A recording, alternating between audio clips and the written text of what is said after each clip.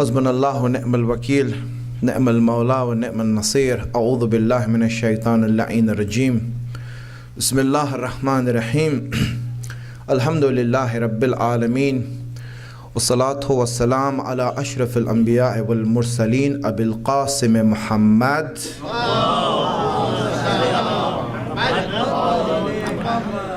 وعلى آله الطيبين الطاهرين المعصومين. There's a hadith we have from Imam Jafar as-Sadiq alayhi salam, in which he says, Halid deen illa al-hub. Is deen or religion anything but love? Deen is known through love. And in order to love, one has to be brave. Cowards cannot love, and hence they never know the depth of religion. It is only those who are courageous, they love. And they recognize love, and they also recognize the language of love. Have you ever seen a lover? Probably you were the lover once. And you still are in love. And that's why this love of Ahlul Bayt has taught us so much about love. And it's because of the courage that you have that you are in love. But when you see a lover and you see his language, the language of a lover, you will see him that he cannot get over the beloved. Every quality of the beloved, you see, he likes it. And no matter how much you describe the beloved in front of him, he can't have enough of it. Isn't that right?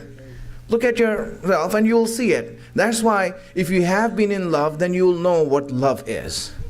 And you will see the language of love.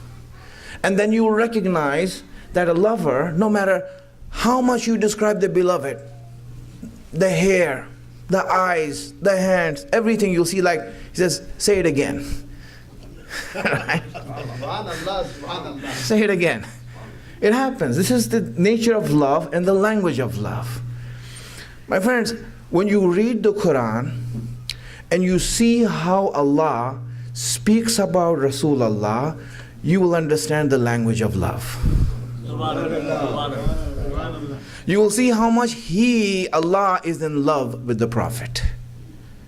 When we say Habibullah, that he is the beloved of Allah, then it's not just a title we give, so someone is sitting on a throne. No, this is the reality.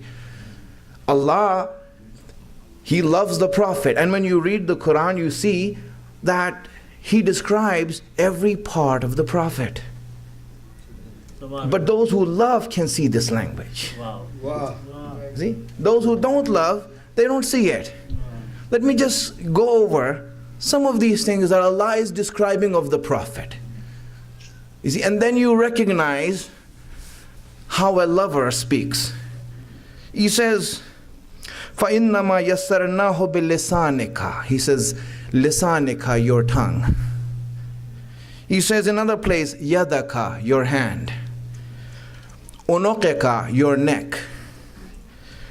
Alam nashra laka sadrak, your chest. Alladhi ankada dhaharak, your back. Understand this. Fawalli wajhaka, your face. Understand? La tamaddunna aynaik, your eyes. Your eyes. Thiyabaka, your clothes. Understand this. Whenever you're in love, you want the attention to the beloved, whatever it is. Look at his face, look at his hands, look at his tongue, look at these things. And even then, he goes forward and he says, more than that, right? He says, وَكَأَيٍّ مِّن قَرْيَةٍ هِيَ أَشَدُّ قُوَّةً مِّن قَرْيَتِكَ. Your town. Your town. This is, you see, when you're in love, for example, all the streets are the same, but there's something about the street that your beloved lives on. Something that you like about it. He says, your town. This is the language of love. And then even than that, he even wants us to notice his style. Ya ayyuhal mudammil. Oh, who has wrapped himself up. Look at his style. I like your style. I want people to notice your style. Understand this. This is a language of love. Ya ayyuhal muddathir. What is this? Allah is pointing these things out to us. This is a language of love. People who love would recognize this. People who know what love is will recognize how much Allah is in love with the Prophet. Now when you look at it, even his pleasure. 2 times in the Quran, Allah mentions his pleasure, your pleasure.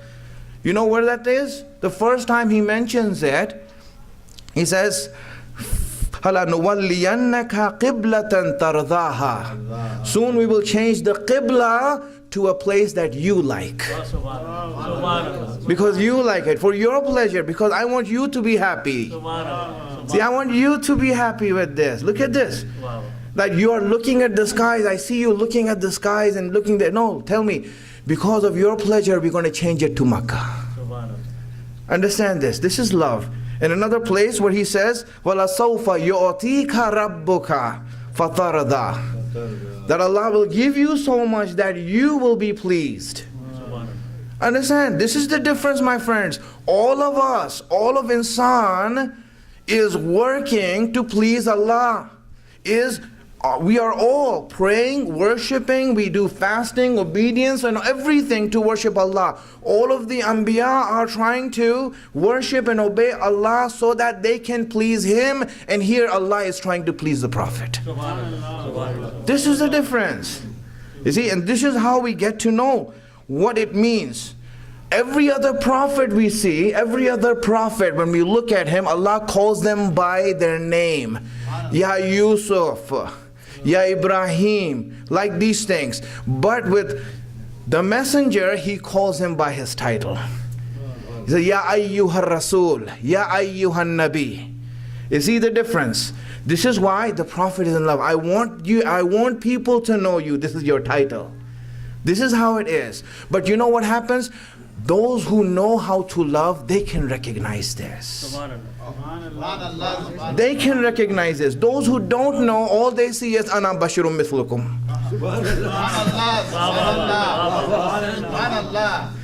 All they know is that Ana Bashirum Mithlukum. You know, like Rasulullah said in the Quran, that I'm a person like you. If you had known what love is, you would also understand that he did not say that you are like him also. Yeah, subhanallah. Understand this. He didn't say you're like me. He says I'm like you. I'm a person, insan like you. He didn't say you're also like me. He didn't say that. And then he says yuha ilayya. He says the only thing is that he gets wahi.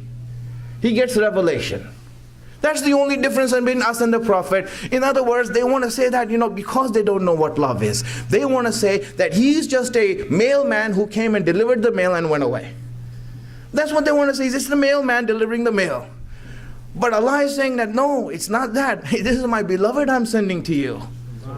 This is the one I love I'm sending to you. Recognize him, know what he is, and through him you will know me. Through him you will know me. But what happens is that when they look at him, when they see him and they don't know how to love, then they say, Ana bashirum mislukum yuha ilayha. The only difference between us and the Prophet is that he gets wahi. He gets revelation. Now let me explain that to the young people here. The elders already know this and they have gone over this many times so that the youngsters can learn what this actually means before we go on. Send a salawat, please.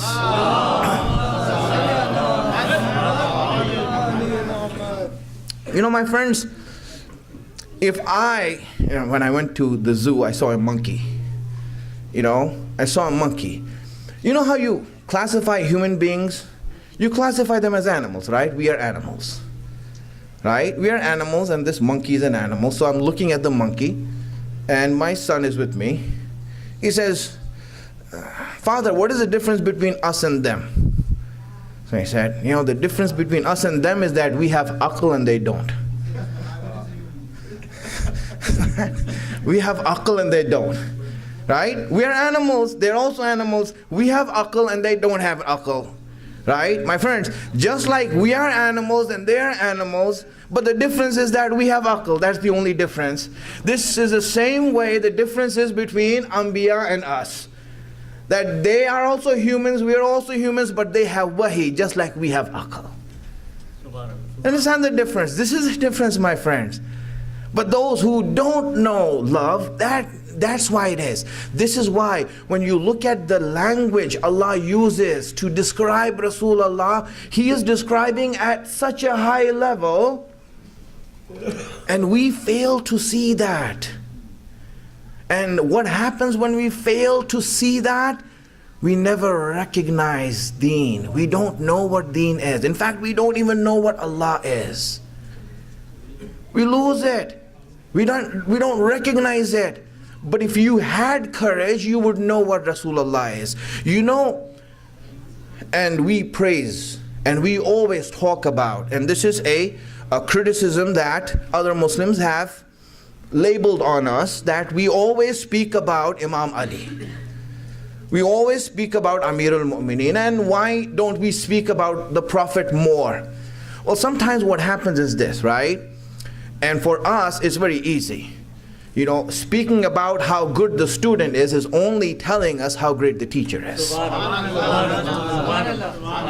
You see, if I want to know the Prophet, I don't want to learn through your eyes, I want to learn it through Imam Ali's eyes. And you know what? You haven't seen Rasulullah's greatness. Imam Ali saw it. Really, people, when you look at it, right, really, Rasulullah's greatness is known in very difficult situations. His greatness is known. If you were not in that situation, if you ran away, if you were a coward, you would never know how great the Prophet was. You know, moments came in hard times, like in the Battle of Uhud. When you look at the Battle of Uhud, when the kuffar came to fight the Muslims, and the Muslims defending themselves, then you know what happened, that they attacked from the backsides, and the Muslims started to run away. Right? They started to run away, meaning they got afraid, they're going to die, right? So they left the battlefield. They ran from there. They ran towards Medina. Those who have been to Medina know where is the mountain of Uhud and where is the town of Medina. And you will see where it is, right? You know, I mean, when we go there by bus, it takes about 10 minutes. If you go there by walk, it's, probably about 45-minute walk, right? If you run, it's about half an hour, let's say. Now, obviously, it is said that they ran so fast that they went past Medina. They missed Medina. They went past Medina and they realized, hey, wait a minute, we missed Medina here. Yes, they went somewhere else. So now what happened is this. While they were running, the enemy that came there, the kuffar that came there, they didn't want to go after the Muslims because that wasn't their target. Their target was Rasulullah. Their target was Rasulullah. So they said, the messenger is there. Let's go and get him. And they came towards him. They came towards him. And they came so close to him. All of these people came so close to him that their spears and lances hit the face of the Prophet. That's how close they came. And it's about that time when you see that Imam Ali came in the middle, started to fend them away, took the Prophet to an opening of a cave or a hole in the mountain, put him there so that he can defend him. The display of courage that Imam Ali showed was so great that even the angels were praising him. Even Jibreel was calling out and saying, La fata illa Ali, la sayfa illa dhul fiqar. This was the angels praising Ali for his courage that was going on, for how strong he was, how great he was in defending the Prophet. But then after this was done, my friends, here's the thing I want you to understand. Where did he get this courage from? We know Imam Ali has the courage, right? But this is the question that the Prophet asked Imam Ali. The question that Rasulullah asked Imam Ali, Ali, how did he do it? Where did he get it from? And you know what happened? And I want you to understand Imam Ali's reply.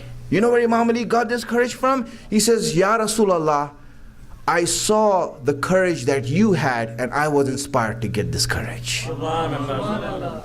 You were the one I saw having that courage. You know when that army and all these people with swords and lances were coming towards him, Rasulullah stood there with such calmness and composure, with such certainty, smile on his face, looking at them. And these people, when they looked at him, that he is not even for a moment shaking or fidgeting. You know, when you have swords in your face, you'll be like, okay, you know what, defending my... Not even that. His hands did not go to his sword.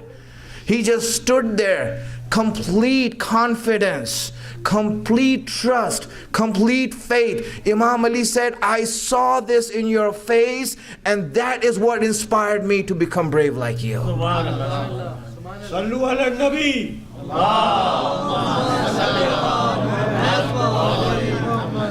And if the rest of the people had stuck around, they would have seen the same thing also. But they left, so they never saw it.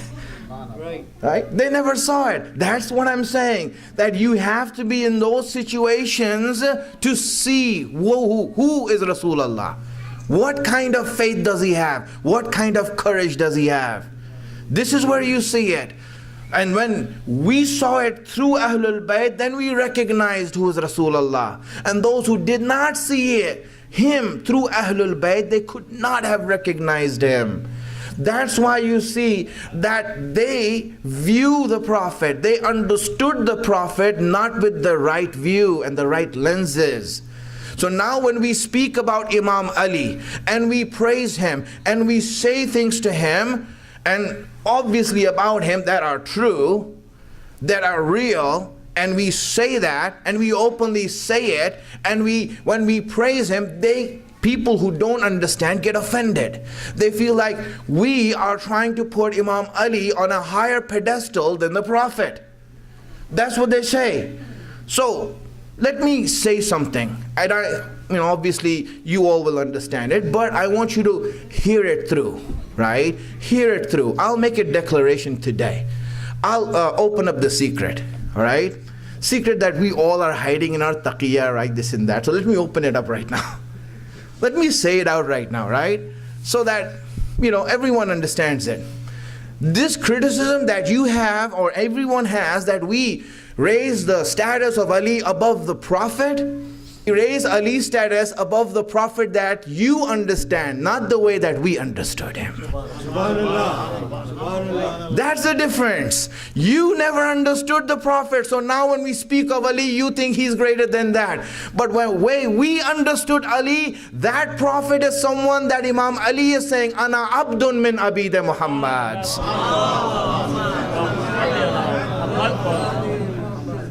This is my friends, Rasulullah. Just the fact that Allah is in love with him is enough to show how great he is, what he is. Do it. What kind of a thinking is that? I mean, you should say that if Rasulullah did it, I want to do it also. If he did something, I want to do it also. It should encourage you to do it, right? So what happened is that the way we learn Islam is by reading these books. They say, oh, this is mustahab to do, this is makruh. These things don't make us practice it. You know what makes us practice it? Very simple, my friends. You know what makes us actually act on these things? This is the ahkam of Allah, we know that. You know what, but what gives life to these ahkam, to these rules? When you put Rasulullah in the middle. And you tell that, you know what? Rasulullah used to do this. When you say that, you say, wow, Rasulullah used to do this? Simple thing, just simple thing. For example, if I say, Rasulullah, when he used to go in sajda or ruku, he used to spend time there. He wouldn't just come out. He would spend time there. Just imagine this. Rasulullah, whenever he used to go to sajda, he would stay there, spend time there. Tell me, when you hear about this, doesn't that make you want to stay in sajda? You see, this is the light. When you hear it from him that he did it, he is the source of that light, my friends. Islam, the life that Islam has is through him. When you take him out, Islam is also dead. When Islam is dead, then obviously what you can expect from people. That's what you are seeing in the world right now, right? With these people who have taken Islam and left out the mailman. So when they left out the mailman, this is what you get. A dead Islam for dead hearts and dead people who don't have value for life. It is Rasulullah that gives you value. Just let me tell you a story of what happens when you are in love with the Prophet. Send a salawat, please.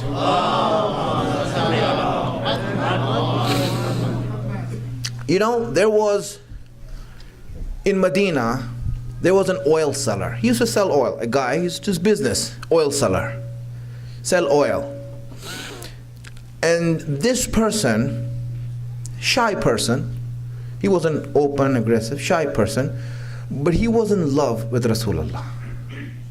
He was in love with Rasulullah. And for him to fulfill his love, all he used to do was that every day in the morning, the Rasulullah, wherever he used to sit, Rasulullah, he would come there and just try to look at him. And when he sees the face of Rasulullah, he will be like, that's enough for me. Let me go now to work. Every day before work, he would just look at him and he would go. And Rasulullah knew this. Imagine this, Rasulullah knew this, that this person is coming there and he'll take a glance at him, steal a look, and then as soon as he sees Rasulullah, he will go. Just like that. Every day he used to do that. And so, one day he came and he wasn't able to see, because the Prophet had many people around him, he wasn't able to see the Prophet. He was trying to look between the people. Rasulullah saw him trying to look. So Rasulullah stood up so that this person can see him. He stood up and then sat back down. Just so that this person can see him. And as soon as he saw him, he was like, yes, that's good. And he went away. You see, this is the love of Rasulullah, right? And this one day, this person did not come to see Rasulullah. He did not come to see the Prophet. And so, when he did not come, now we see the messenger, Rasulullah, went after him to see where did he go. Why didn't he come today? Every day he used to come and look at me. Why didn't he come today? So he went there. And when he came to his house, that person, the oil seller, was dying. He was in his deathbed. He was dying and he died. Just right then he died. Rasulullah came there. The people around, when they saw Rasulullah in their neighborhood, at that house, they said, Ya Rasulullah, you came here? He said, I came to see him. When Rasulullah said that, so these people, the neighbors, they started to speak about this person. And say, oh, you know what, Rasulullah, this person had this problem and he had this faults and, you know, Buradar, as his brother said, right?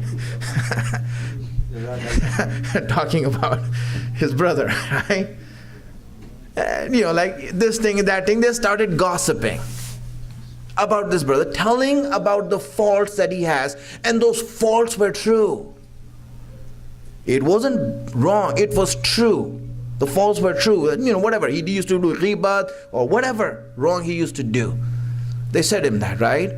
So Rasulullah, when he heard that from the people, he stopped them and said, listen,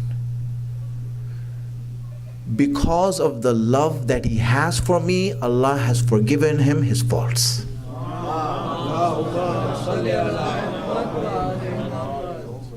This is the love of Rasulullah. It is that which cleanses us, purifies us, makes us better. This is what Rasulullah is.